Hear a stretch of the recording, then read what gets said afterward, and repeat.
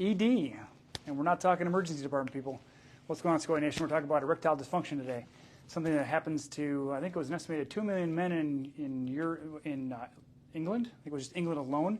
And God knows, with 330 million people in the U.S., countless. So let's give you some information, because it's not as simple as I'm overweight, I have hypertension, I'm on medications, I do drugs, or I drink alcohol, I'm not lacking sleep, I have a chronic illness. These are all reasons people come up with as far as to make sense of their erectile dysfunction. If we're talking more of the neuroemotional, which is why when your brain is affected by your psyche, which means your thoughts get in the way of your body functioning, which happens all the time, it can happen in a bunch of different forms. So you could have a sense of psychological powerlessness, like you feel like you can't assert yourself. Like if you think about the alpha male, your ability to spread your seed, if you will, is diminished. You feel powerless to do so.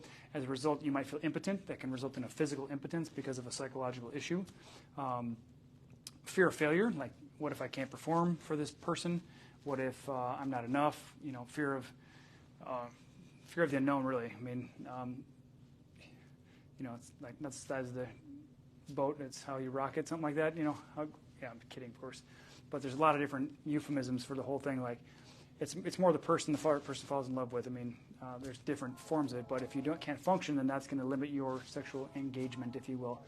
So there is a thread of this related to the fatherly relationship, like the rejection of the father. You don't want to live in that image, like something about reproduction and your perception that the father does that.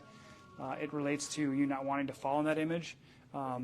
So it can be that you wanted to explore your sexuality at a time, typically men or young men in their puberty basically get an issue with they want to explore that, and maybe they feel suppressed by an authoritative male or something like that.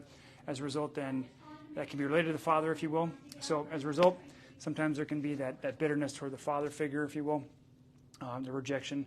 Some people feel like they don't have the right to mate, like their sexual function will decrease or diminish or not function at all because they have convinced themselves they're not worthy or not, they don't have the right to mate, that they don't have the right to spread their seeds, if you will, and things like that.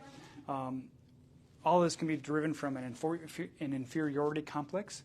So they feel a self-devaluation, they feel less about themselves, they're fearing not being enough for the other person, even though, you know, as we are born, we're all feeling whole and complete. Our life typically disabuses of that notion and teaches you you're not enough and stuff like that, especially society. I mean, everybody's, you know, got a measuring stick out there for something. So these all things can cause emotional blockages. You know, not being good enough, not being better than. If I try and fail, what will happen if I do? I'm just not going to try at all. So these are things that are going to be related to the mind affecting the brain, which then affects the body. So this is the brain-body disconnect. So you want to make sure that you understand, check back on these and see where your mind is focused outward.